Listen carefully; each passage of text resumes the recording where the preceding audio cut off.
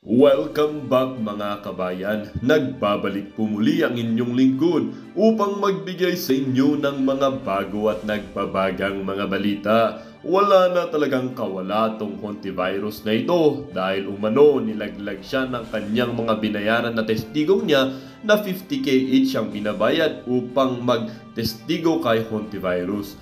Dito natin makikita mga kabayan na hindi lahat ay kayang bayaran ng pera at salamat na lamang na mayroon pa ring mga tao ang hindi nasisilaw sa pera upang ipagtanggol ang gawaing masasama. Tuloy ang laban kontra sa mga taong gustong pabagsakin ang ating bansa, lalong-lalo na sa mga opisyales ng gobyerno na taliwas ang pag-iisip. Para nga sa buong impormasyon, panoorin ang buong video at kung bago welcome back mga kabayan. Nagbabalik po muli ang inyong lingkod upang magbigay sa inyo ng mga bago at nagbabagang mga balita. Wala na talagang kawala tong hantavirus na ito dahil umano nilaglag siya ng kanyang mga binayaran na testigong niya na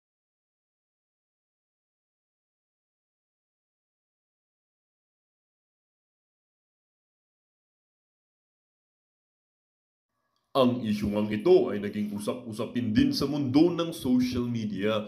Merong isang netizen na nagsabi, Senator Amy Marcos, pangunahan mo kayang magbukas ng libro sa Senado, huwag kayong gumaya sa mababang kapulungan. Sabi nga ni Duterte, lahat kayong maglahad ng inyong mga gastos. Kailan kaya?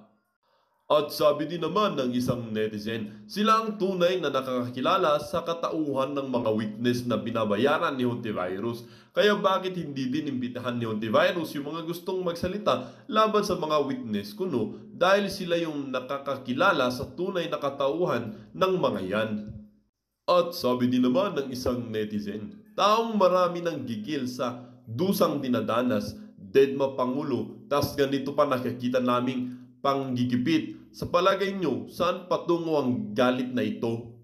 Anong klaseng tao itong si Kibuloy. Kasi wala na pong pinanghahawakan itong si Pastor Kibuloy dito sa mga personalidad na to. Tama o mali?